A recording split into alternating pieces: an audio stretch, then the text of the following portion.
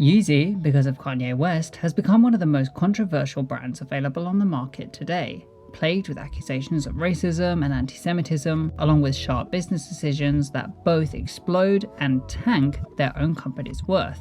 So it's amazing that all of this came from something so simple. Kanye West had already been a big player in fashion for a long time. He'd had several high-profile collaborations, and he knew that he was the celebrity that everyone looked to for where the needle was moving in the 2010s. He'd even tried a few times to have his own brand, but none of them really stuck, so by far his biggest contribution to fashion were his collaborations, though one stood above the pack. The Nike collaboration with West was the first time that the name Yeezy was used for products, with the Air Yeezy 1 in 2009 and the Air Yeezy 2 in 2013. But after a very public falling out over Nike refusing to allow West royalties to his designs, West left Nike for a deal with Adidas, who would allow full creative control and 15% royalties in a $10 million deal. 18 months later, Yeezy, as the brand we know today, would debut with what would come to be known as Yeezy Season 1. This show was far more than anyone expected. A full clothing and shoe line. But that didn't mean the collection was well received. Today, obviously, we know this as one of the most pivotal collections in modern fashion, but at the time, it was incredibly divisive. Many people were so angry that he would show such plain and pared down clothes, and it was a really huge talking point to anyone interested in fashion.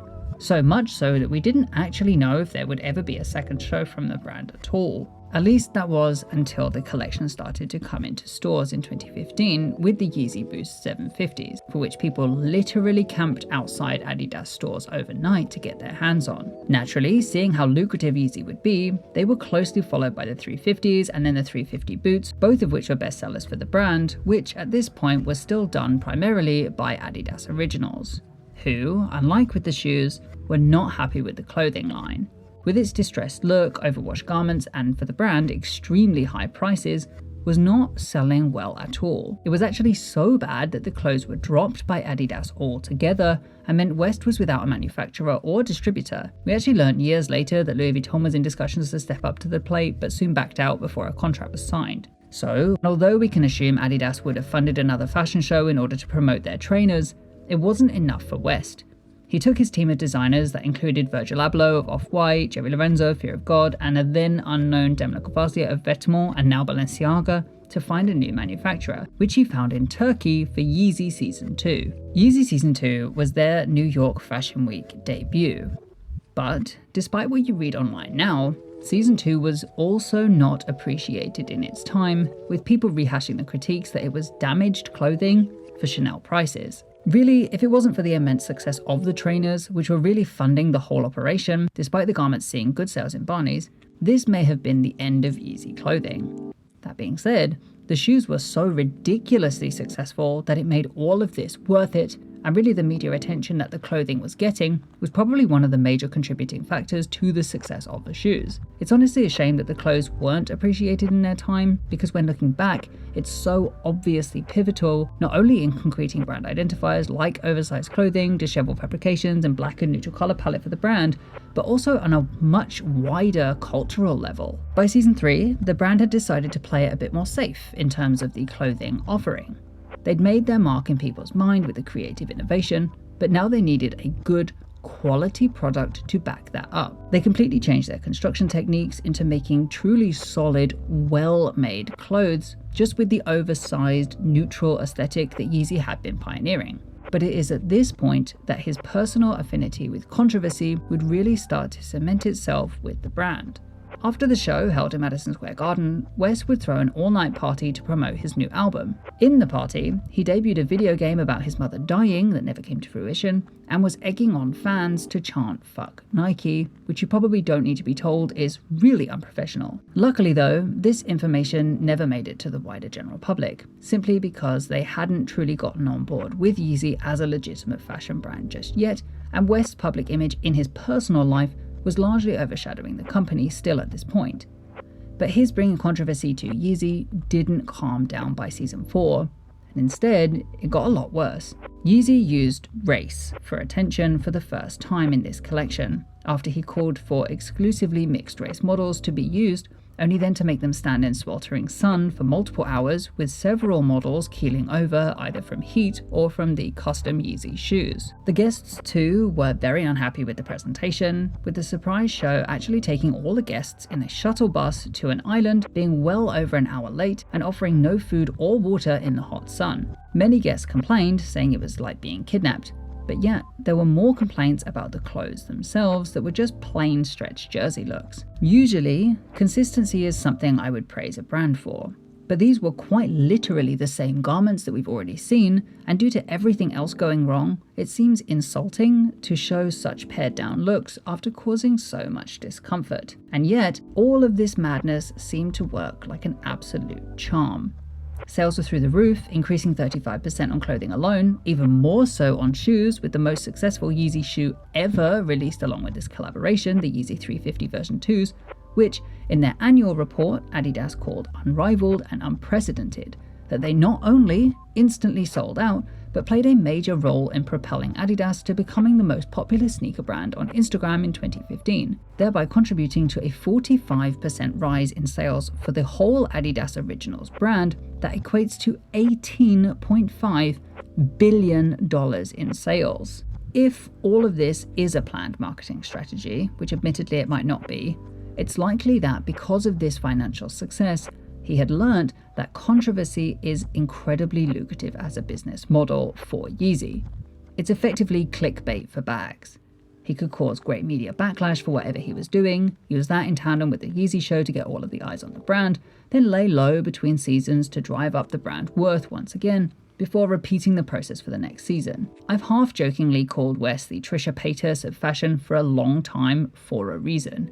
It's because they have exactly the same business model, just for different industries. Controversies are now well known to drive views and sales very hard, and it's become so ubiquitous that it is now a common critique of the fashion world as an industry. It's very easy to believe that after taking his business to this financial level, that he would come to bank on it.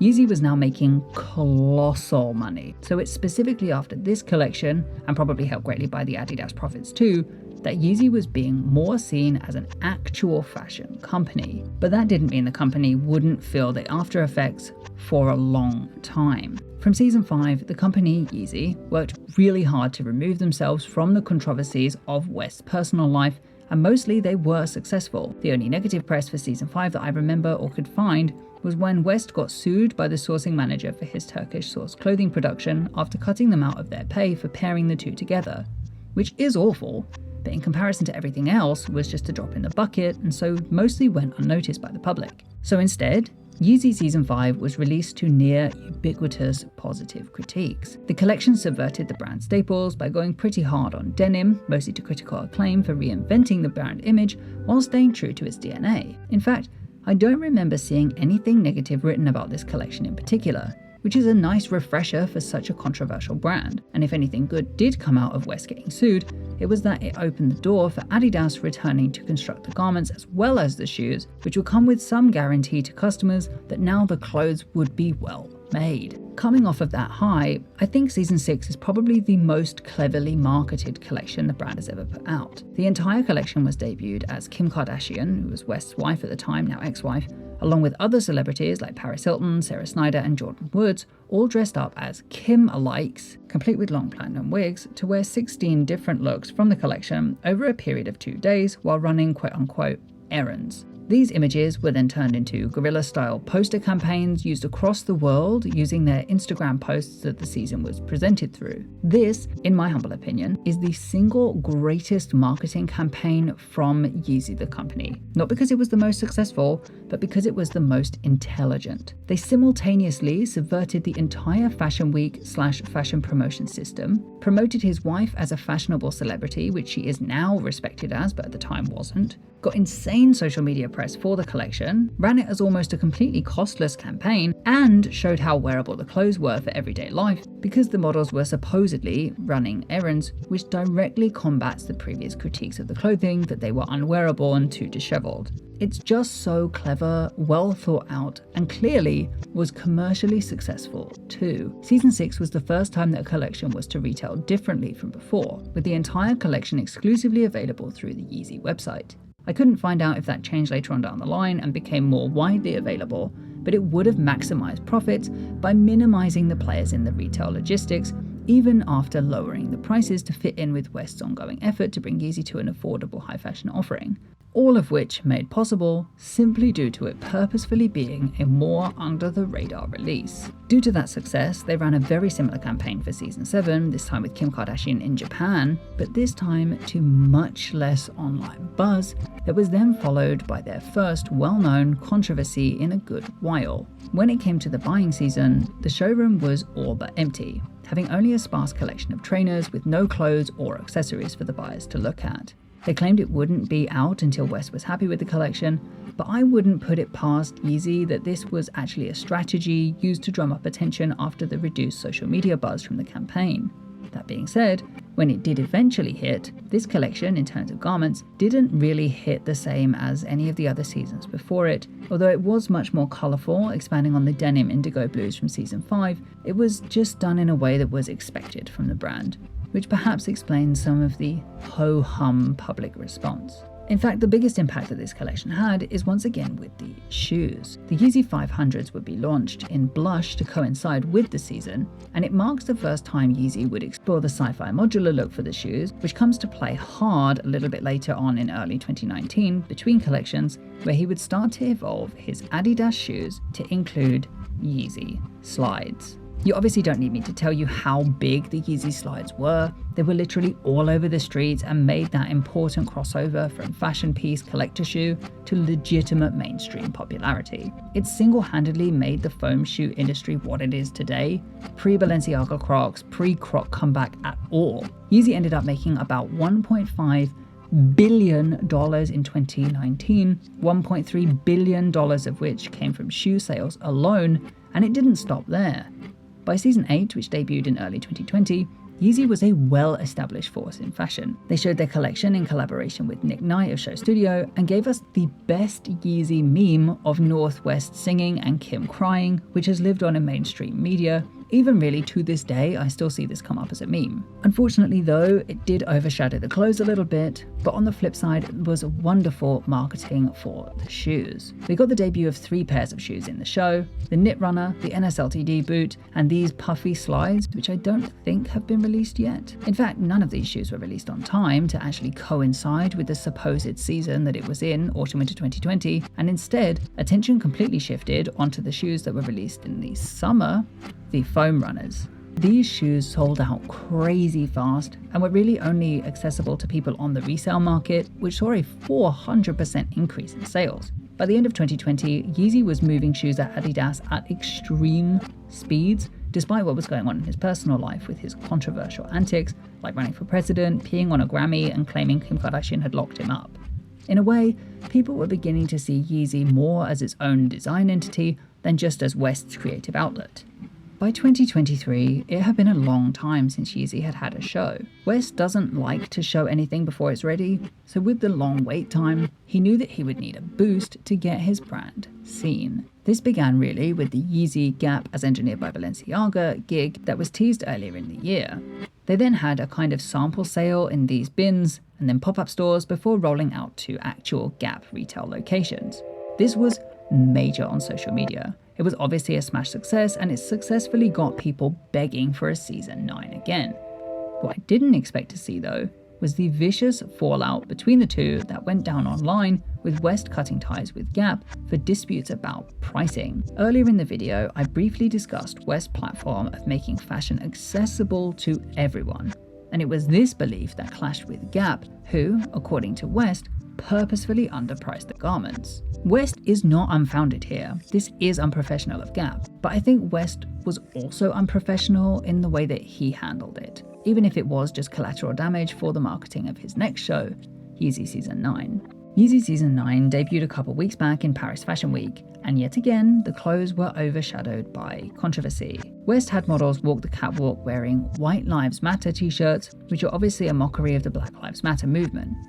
Despite his message that he thought it was funny to tell white people that their own lives matter, it was very distasteful, and actually comes in a very long line of racially insensitive actions from West, which include wearing the Confederate flag, wearing the MAGA hat, saying slavery was a choice, saying Black Lives Matter was a scam, and just so many more instances. Then, when West was called out by very respected editor Gabriella Careva Johnson, West attacked her on social media in a very messy way, though luckily most people were behind Gabriella. This then evolved into West going on another outburst on Twitter, saying he's going to go DEFCON 3 on Jewish people, which obviously reminded people of his Nazi sympathizing, dating all the way back to 2011, where he compared himself to Hitler as a misunderstood person. I know West is bipolar, and there is sympathy there for that, but it cannot excuse actively harmful actions.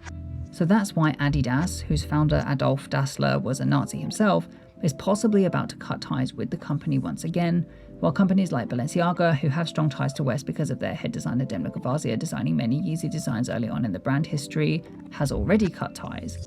But I think the final nail in the coffin for the company was when JP Morgan, the brand's bank, cut ties very publicly with Yeezy due to West's racist and anti-Semitic remarks. This came shortly after the Financial Times released an article saying how companies cannot remain silent on this behavior anymore, and I do think that they're right. It's too risky to stand with bigots now, or just alongside bigots and not make a statement, which is why, as of scripting, Yeezy doesn't have a bank. And while editing the video, Adidas also came out to say that they were cutting ties with the Yeezy brand, which means that they don't have a bank, they also don't have a manufacturer, they don't have a distributor, they don't have their logistics chain completely. In fact, I don't think there's anything left for Yeezy at this point, not that he can't rebuild. I don't think Yeezy as a company will get a new head designer, and I don't think that they can cut West from the brand either. I also don't believe he'll be gone forever. If Galliano can recover, I think West will be able to too. And I'm curious to see what will be able to bring the company back from this crash. Thank you so much for watching. Subscribe and hit the bell to see more videos like this one, and check out my Balenciaga video here, or just the full playlist of videos here. Why not?